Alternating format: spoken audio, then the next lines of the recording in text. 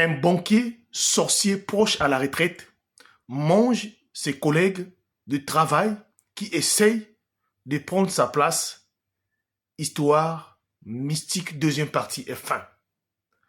Voilà comment Moïse, donc le fameux nouveau, après avoir observé et entendu et a vu le DG qui est M. Diallo en train de faire des incantations, alors celui-là, par la douceur, profite d'en partir. Donc, Moïse savait déjà dans la banque qui était en train de poser des actes mystiques pour faire les autres le mal. Car en fait, Moïse venait de comprendre une chose, que M. Diallo ne voulait pas partir, ne voulait pas aller en retraite. Étant donné qu'il avait des pouvoirs mystiques, donc il se servait de ces pouvoirs mystiques pour détruire la vie de quiconque voulait alors prendre son poste.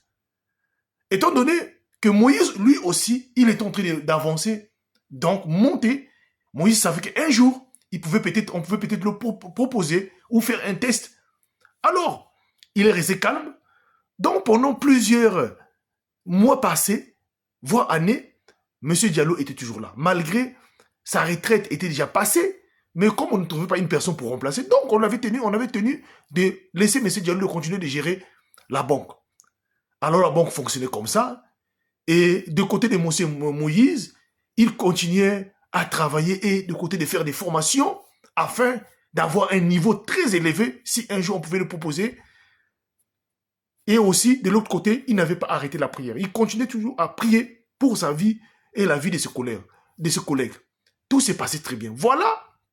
Après encore des années passées, la banque décide, cette fois-ci-là, de vouloir mettre fin et que M. Diallo devait pratiquement partir parce que M. Diallo, non seulement qu'il était déjà à la retraite, mais il n'arrivait plus à travailler comme il travaillait il y a 30 ans de cela. Donc il fallait remplacer un jeune. Alors, étant donné dans la boîte, tout le monde avait peur. Donc, on avait lancé la candidature pour recruter ceux de l'extérieur. Voilà M. Moïse qui décide donc de postuler. Tous dans la boîte avaient peur. M. Moïse décide donc de postuler. Voilà, ce dernier M. Moïse fait passer son test. La boîte essaie de voir son témoignage et il réussit son test. Donc, le jour du conseil d'administration de l'entreprise, Diallo était là, Moïse était là, tout le monde était là. Voilà, Moïse savait déjà que la majorité des personnes qui décédaient juste un jour avant. Et quand Moïse est rentré, toute la nuit, il est resté en train d'intercéder. De prier. De l'autre côté, M. Diallo n'a pas pu. Il a fait tout ce qu'il fallait faire. Mystiquement, d'atterrir même dans la maison là où Moïse vit, il n'a pas pu parce que le feu était là. Alors le matin arrivé, dans la boîte le jour J pour faire passer les services, quand M. Moïse arrive au travail, M. Diallo n'était pas là. Ah, ils apprennent que par la suite que M. Diallo a été hospitalisé d'urgence. Donc, quelques personnels qui ont travaillé la journée décident à la fin d'aller rendre visite à M. Diallo et beaucoup de personnes sont allées. Le cas de M. Diallo était vraiment très critique. M. Diallo était entre la vie et la mort. Les pieds gonflés, le visage brûlé, on ne sait pas qu'est-ce qu'il avait brûlé comme ça. M. Diallo, en voyant que sa mort était proche, décide donc de cracher le morceau dans son lit de l'hôpital, expliquer à sa famille et à ses collègues de travail que tout ce qui s'est passé au niveau de l'entreprise, donc de la banque, c'était lui qui était à l'origine de cela.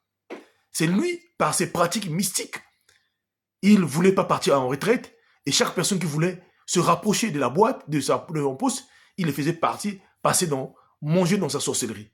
Et quand le jeune Moïse est venu, lui, comme il est attaché, il a une puissance en lui et j'ai tenté de faire tout ce que je pouvais faire pour le faire passer, mais je suis même arrivé chez lui à la maison. C'est ce qui a fait que je puisse me retrouver avec toutes ces brûlures que vous voyez sur mon visage et sur. Les gens étaient dépassés.